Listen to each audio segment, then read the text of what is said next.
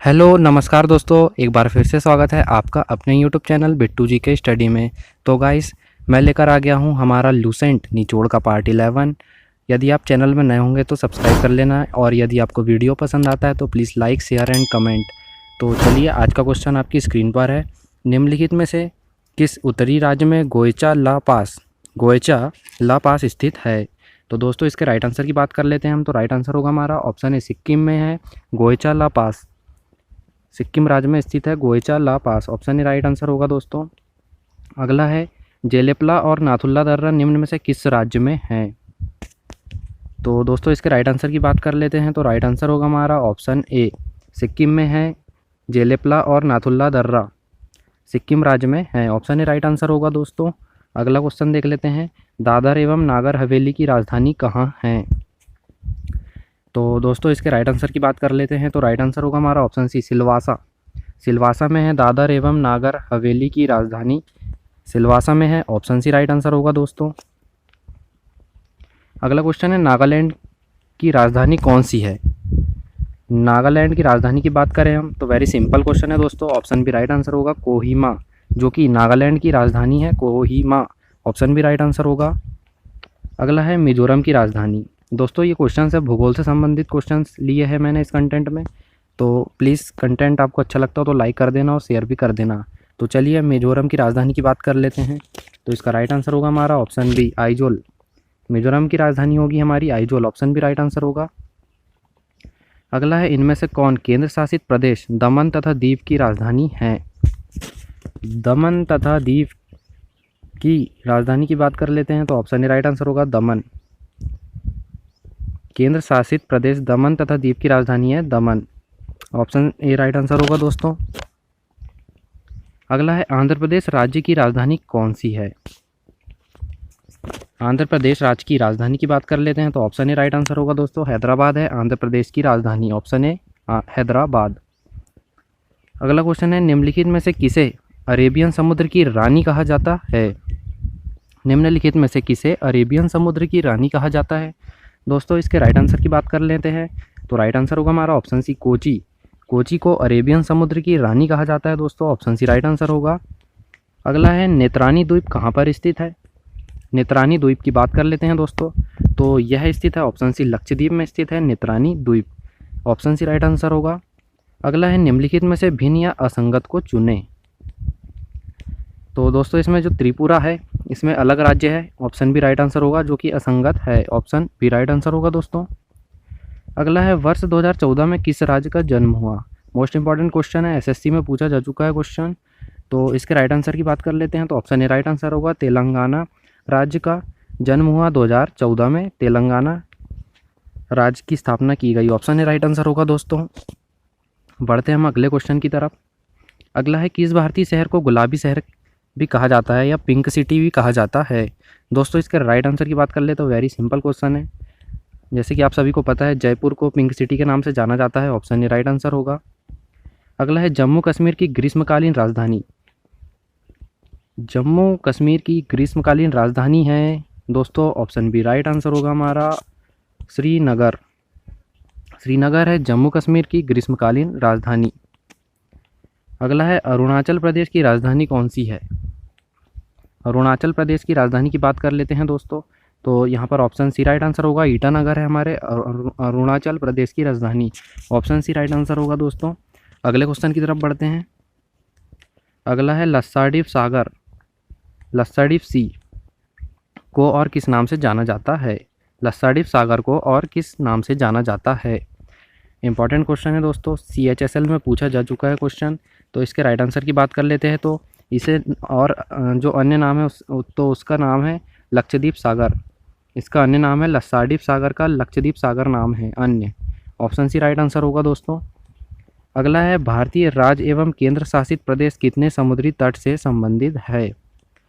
तो भारत के राज्य एवं केंद्र शासित प्रदेश कितने समुद्री तट से संबंध है? तो यहाँ पर 9 राज्य और 5 केंद्र शासित प्रदेश समुद्री तट से लगे हुए हैं, ऑप्शन ए राइट आंसर होगा, 9 राज्य एवं 5 केंद्र शासित प्रदेश, ऑप्शन ए राइट आंसर होगा। अगला है, निम्नलिखित में से कौन सा द्वीप लक्षद्वीप से संबंधित नहीं है? निम्नलिखित में से कौन सा द्वीप लक्षद्वीप से संबंध नहीं है? ऑप्शन सी राइट आंसर होगा नील, जो कि लक्षद्वीप से संबंधित नहीं है।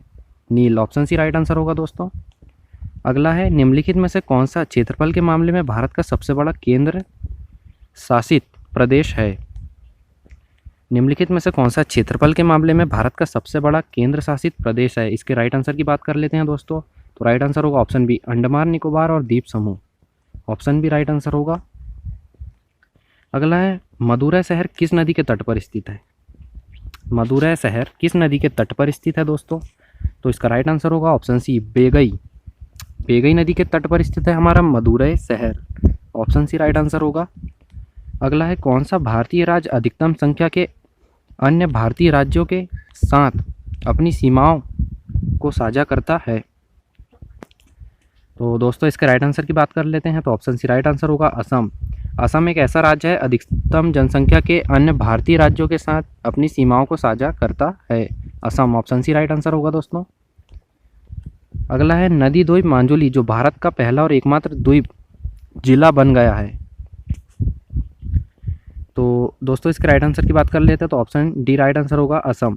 नदी द्वीप मांजुली जो भारत का पहला और एकमात्र जिला बन गया है तो वह असम में है। ऑप्शन डी राइट आंसर होगा दोस्तों, असम। अगला है, कौन से भारतीय शहर को मोतियों के शहर के रूप में जाना जाता है क्योंकि एक समय यही केवल बड़े हीरे और प्राकृतिक मोतियों का वैश्विक केंद्र बताया जाता था? तो दोस्तों इसका राइट आंसर होगा हमारा ऑप्शन ए होगा, हैदराबाद, जिसे मोतियों का शहर के नाम से जाना जाता है, हैदराबाद को। ऑप्शन ए राइट आंसर होगा दोस्तों। अगला है, नीचे दिए गए नदियों की जोड़ियों में से कौन सी नदियाँ भारत के दक्षिणी भाग में बहती है?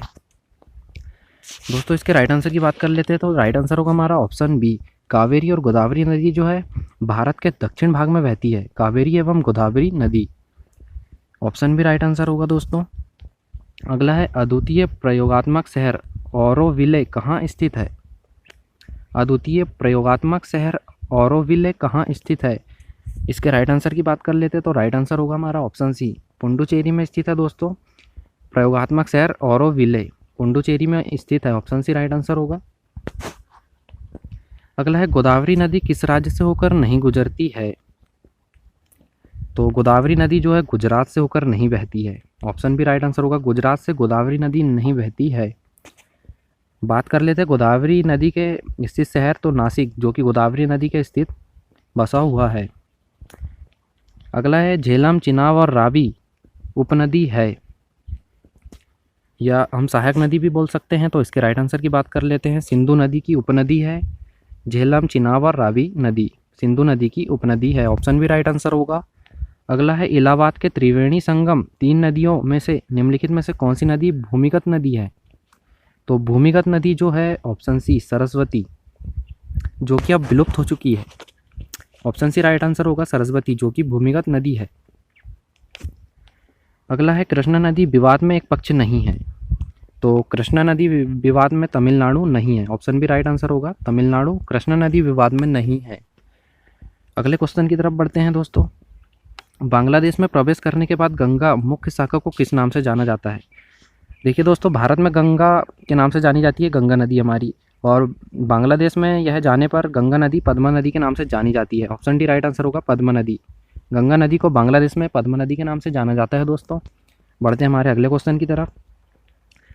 अगला क्वेश्चन है, प्रहीनता नदी पेनगंगा नदी और वैनगंगा नदी के जल के साथ गोदावरी नदी की सबसे बड़ी सहायक नदी है। तो दोस्तों यहाँ पर राइट आंसर होगा हमारा ऑप्शन है, वर्धा। प्रहीनता नदी, पेनगंगा नदी और वर्धा नदी और वैनगंगा नदी जल के साथ गोदावरी नदी की सबसे बड़ी सहायक नदियां हैं। ऑप्शन ए राइट आंसर होगा, इसमें वर्धा नदी भी है। ऑप्शन ए राइट आंसर होगा दोस्तों। अगला है, कौन सी नदी अमरकंटक से निकलती है? वेरी सिंपल क्वेश्चन, नर्मदा नदी अमरकंटक से निकलती है दोस्तों। सेम रिपीटेड क्वेश्चन है, नर्मदा नदी अमरकंटक से निकलती है, अनूपपुर जिले में स्थित है अमरकंटक। अगला क्वेश्चन है, कालिंदी नदी का दूसरा नाम क्या है? तो दोस्तों इसका राइट आंसर होगा ऑप्शन सी, यमुना। कालिंदी नदी का दूसरा नाम है यमुना, या यमुना नदी को कालिंदी नदी के नाम से भी जाना जाता है दोस्तों। ऑप्शन सी राइट आंसर होगा, यमुना। अगला है, निम्नलिखित में से किस नदी का उद्गम स्थान तिब्बत है? तो ब्रह्मपुत्र नदी जिसका उद्गम स्थान है Tibet. Option C right answer होगा। तथा ब्रह्मपुत्र नदी भारत में नहीं बहती है। ऑप्शन सी राइट आंसर होगा दोस्तों, ब्रह्मपुत्र। दोस्तों अगला क्वेश्चन है, निम्न में से कौन सा कथन भारतीय नदियों के विषय में सत्य नहीं है।